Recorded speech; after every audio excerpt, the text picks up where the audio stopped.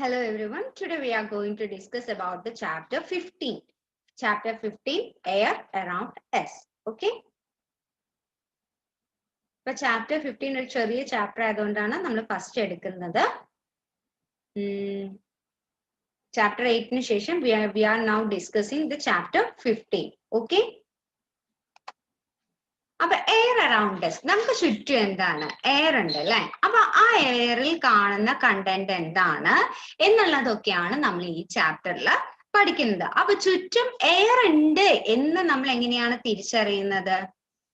ഒരു വളരെ ഇൻട്രസ്റ്റിംഗ് ആയിട്ട് ഒരു എക്സാമ്പിൾ അവിടെ പറയുന്നുണ്ട്. ഫിർക്കി, അതായത് കാറ്റാടി. ആ കാറ്റാടി ഉണ്ടാക്കുവാൻ വേണ്ടിയിട്ട് ഒരു മെത്തേഡ് നിങ്ങൾക്ക് അവിടെ കാണിച്ചു കൊടുത്തിട്ടുണ്ട് ആക്ടിവിറ്റി 1-ൽ. അപ്പൊ നിങ്ങൾ എല്ലാവരും ഉണ്ടാക്കി നോക്കുക വീട്ടിൽ നിന്നിട്ട്. അതിൽ പറഞ്ഞിരിക്കുന്ന പോലെ പേപ്പർ ഫോൾഡ് ചെയ്തിട്ട് ഒരു സ്റ്റിക്ക് ചെയ്തിട്ട് ഒരു ഇത് വെച്ചിട്ട് നമുക്കൊരു പിൻ വെച്ച് കഴിഞ്ഞാൽ നമുക്ക് കാറ്റാടി ഉണ്ടാക്കാൻ സാധിക്കും. നിങ്ങൾക്ക് അറിയായിരിക്കും അല്ലെ. അപ്പൊ ഇത് വെച്ച് കഴിഞ്ഞിട്ട് നമ്മൾ കാറ്റ് ഏത് ഡയറക്ഷനിലേക്കാണ് ഉള്ളത് അവിടെ ഇത് വെച്ച് കഴിഞ്ഞാൽ എന്തായിരിക്കും? ഇതിങ്ങനെ തിരിയും അല്ലെ. Okay.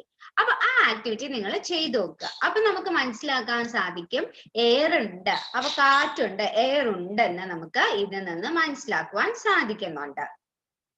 If air present everywhere around us, is air present everywhere around us? നമ്മുടെ ചുറ്റും എയർ ഉണ്ടോ?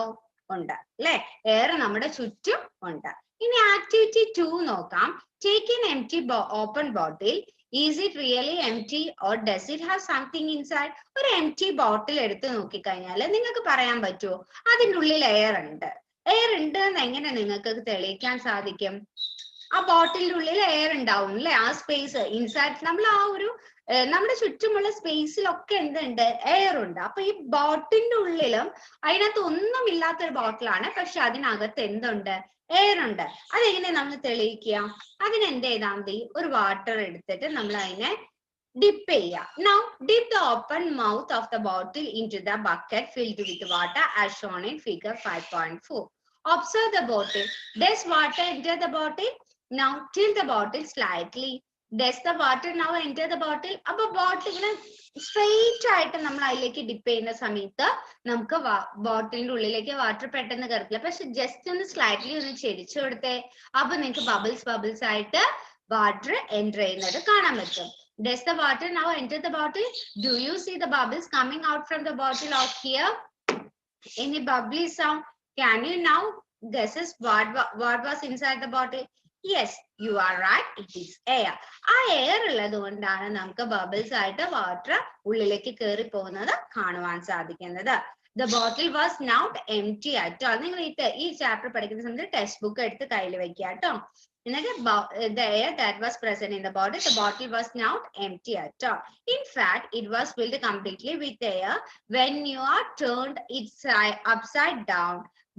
That is why you notice that the water does not enter the bottle when it pushed in an inverted position, as there is no space for air to escape but able to come out from the form of bubbles. അപ്പൊ അത് നമ്മൾ ഇങ്ങനെ വെച്ച സമയത്ത് just slightly ചെയ്തപ്പോ അതിന്റെ ഉള്ളിലത്തെ air പുറത്തേക്ക് പോകുന്നത് കൊണ്ടാണ് വാട്ടർ ഉള്ളിൽ കയറുമ്പോൾ എന്ത് സംഭവിക്കുന്നത്? ബബിൾസ് ഫോം ചെയ്യുന്നത്. Our earth is surrounded by the thin layer of air. നമ്മുടെ എർത്ത് എന്ന് പറഞ്ഞ thin layer of air കൊണ്ട് കവർ ചെയ്തിട്ടുണ്ട്. This layer extended up to many kilometers above the surface of earth and it is called atmosphere. നമ്മുടെ എർത്തിന്റെ ആ air ഉള്ള ഭാഗത്തിന് നമ്മൾ പറയുന്നത് എന്താണ്? അറ്റ്മോസ്ഫിയർ. അവിടെ ഒന്ന് മാർക്ക് ചെയ്ത് നിങ്ങൾ അണ്ടർലൈൻ ചെയ്ത് വെക്കുക. As we move higher in the atmosphere, the air gets drier. അങ്ങനെ അറ്റ്മോസ്ഫിയറിന്റെ മുകളിലോട്ട് പോകുമ്പോൾ പിന്നെ എയർ കുറയും. Okay. Now can you think mountaineer carry oxygen cylinder with them? ഓർമ്മയില്ലേ? മൗണ്ടൈനിലേക്ക് കയറുന്ന ഇയാളുടെ പിക്ചർ നോക്കിയൊക്കെ കയറി പോകുന്ന സമയത്ത് ക്ലൈംബിംഗ് മൗണ്ടൻസിലേക്കൊക്കെ കയറി പോകുന്ന സമയത്ത് എന്ത് ചെയ്യാറുണ്ട്? ഓക്സിജൻ സിലിണ്ടർ ക്യാരി ഔട്ട് ചെയ്യാറുണ്ട്. അതെന്താ? മുകളിലേക്ക് പോകുമ്പോഴും എയറിന്റെ കണ്ടന്റ് കുറയാണ്. നമ്മൾ എന്താണ് ശ്വസിക്കുന്നത്? ഓക്സിജൻ ആണ് അല്ലെ. അപ്പൊ ആ ഓക്സിജന്റെ കണ്ടന്റ് മുകളിലേക്ക് എത്തുമ്പോഴത്തേക്കും എന്ത് ചെയ്യുന്നുണ്ട്? കുറയുന്നുണ്ട്.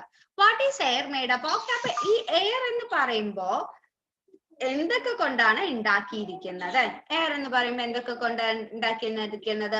അതിനകത്ത് വാട്ടർ വേപ്പർ ഉണ്ട്, ഓക്സിജൻ ഉണ്ട്, നൈട്രജൻ ഉണ്ട്, കാർബൺ ഡൈ ഓക്സൈഡ് ഉണ്ട്, ഡസ്റ്റ് ആൻഡ് സ്മോക്ക് ഉണ്ട്. അപ്പൊ എന്തൊക്കെ കൊണ്ടാണ് ഉണ്ടാക്കിയിരിക്കുന്നത് എന്നാണ് നമ്മൾ നെക്സ്റ്റ് ഡിസ്കസ് ചെയ്യുന്നത്.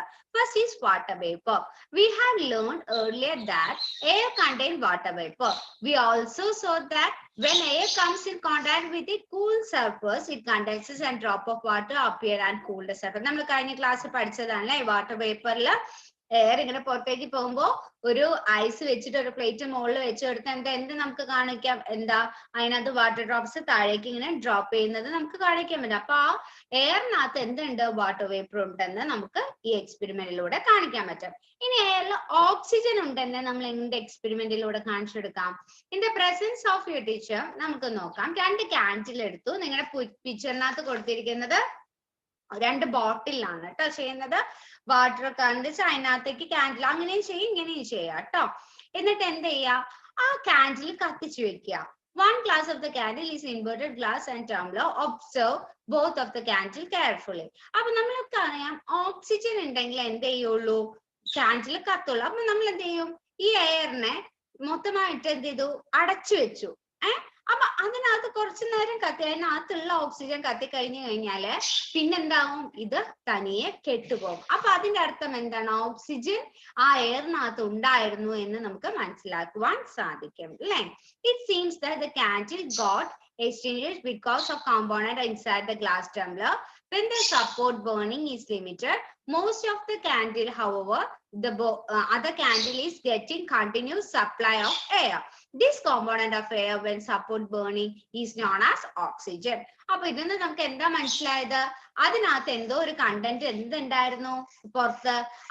അത് ഇല്ലാണ്ടായി തീർന്നപ്പോ എന്ത് സംഭവിച്ചു? അത് കെട്ടുപോയി. അപ്പൊ കത്തുന്നതിന് വേണ്ടിയിട്ട് എന്താ അവിടെ യൂസ് ചെയ്തു? ഓക്സിജൻ വേണ്ടി വന്നു. അപ്പൊ ഓക്സിജൻ എന്ന് പറയുന്നത് എയറിലുണ്ടെന്ന് നമുക്ക് മനസ്സിലാക്കുവാൻ സാധിക്കുന്നു.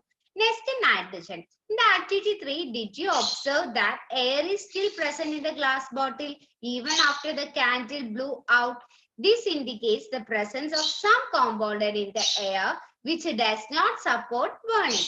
അപ്പോ അത് കെട്ടുപോവാൻ കാരണം എന്താണ്? The major part of the air which does not supporting burning candle is nitrogen. അതിനകത്ത് കെട്ടുപോവുകയും ചെയ്യുന്നു. എന്നാൽ അതിനകത്ത് വേറൊരു കണ്ടന്റ് ഉണ്ടാവില്ലേ? അതെന്തായിരിക്കും? നൈട്രജൻ ആണ്. ഓക്കെ, അപ്പൊ നൈട്രജനും എയറിലുണ്ടെന്ന് നമുക്ക് പറയാൻ സാധിക്കുന്നു. ഇനി കാർബൺ ഡൈ ഓക്സൈഡിനെ നോക്കാം.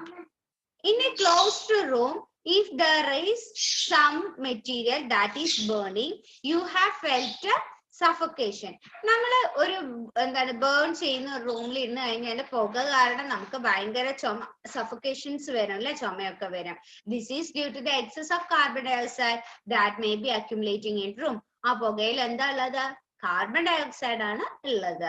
ആസ് ദ ബേണിംഗ് കണ്ടിന്യൂ, ഈ കത്തുമ്പോ എന്തുണ്ടാവുന്നു? കാർബൺ ഡൈ ഓക്സൈഡ് നമ്മുടെ അന്തരീക്ഷത്തിലേക്ക് വരുന്നു. അപ്പൊ carbon dioxide make a small component of the air around us.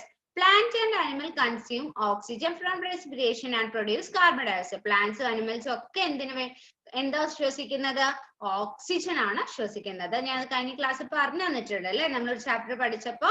എന്നിട്ട് എന്ത് പുറത്തേക്ക് വിടുന്നു? കാർബൺ ഡൈ ഓക്സൈഡ് ആണ് പുറത്തേക്ക് വിടുന്നത്. അത് നമ്മൾ പഠിച്ചതാണ് അല്ലെ? അപ്പൊ എന്തുകൊണ്ട് എയറിനകത്ത്? കാർബൺ ഡൈ ഓക്സൈഡ് ഉണ്ട്. അപ്പൊ എന്തൊക്കെ ഉണ്ട് പഠിച്ചു? വാട്ടർ വേപ്പർ ഉണ്ട്, ഓക്സിജൻ ഉണ്ട്, നൈട്രജൻ ഉണ്ട്, ദെൻ കാർബൺ ഡൈ ഓക്സൈഡ് ഉണ്ട്. ഈ dust and smoke. The burning of fuel also produces smoke ഉണ്ടാവാറുണ്ട്. Smoke contains a few gases and fine dust particles. Smoke എന്ന് പറയുമ്പോൾ ഇതിനകത്ത് ചെറിയ ഗ്യാസ് പ്രൊഡക്ട്സ് ഉണ്ട്, അതേപോലെ ചെറിയ ചെറിയ minute dust particles ഉണ്ട്. That is why we see chimney in the factories. These take a harmful smoke and gases away from our noses, but brings it closer to the bird flying up the sky. Dust particles are seen always present in the air. പെട്ടെന്ന് ഒരു കാറ്റെടുത്ത് നമുക്ക് ഇങ്ങനെ ഇത് പറന്നു പോകുന്ന സമയത്തൊക്കെ എന്ത് ചെയ്യാം? ആ ഒരു ആ ഫാക്ടറിയിൽ നിന്ന് വരുന്ന ആ പുകയിൽ നിന്ന് നമുക്ക് ഇങ്ങനെ എന്തെങ്കിലും ഒരു കാറ്റ് വരുമ്പോൾ തന്നെ നമുക്ക് അതിനകത്തുള്ള ഡസ്റ്റ് പാർട്ടിക്കിൾസ് ഒക്കെ കാണുവാൻ സാധിക്കും. അപ്പൊ നമ്മൾ എന്താ പഠിച്ചത്? ഈ ചാപ്റ്ററിനകത്ത് ഇന്ന് നമ്മൾ ഡിസ്കസ് ചെയ്യുന്നത് എയർ അറൗണ്ട് എസിനകത്താണ്. എന്താണ് എയർ എന്ന് പറഞ്ഞാൽ? അറ്റ്മോസ്ഫിയർ എന്ന് പറഞ്ഞാൽ എന്താണ്? അറ്റ്മോസ്ഫിയറിൽ എന്തൊക്കെ എയർസ് ആണ്? എയറിനകത്ത് എന്തൊക്കെ കണ്ടന്റ്സ് ആണ്, സബ്സ് കണ്ടന്റ്സ് ആണ് ഉള്ളത് എന്നാണ് പഠിച്ചത്. അതൊക്കെ ഉണ്ട് എന്ന് തെളിയിക്കുന്ന ചില എക്സ്പെരിമെന്റ്സ് ആണ് നമ്മളിപ്പോ കണ്ടത്. Okay, thank you. Next class we can discuss the activity 4.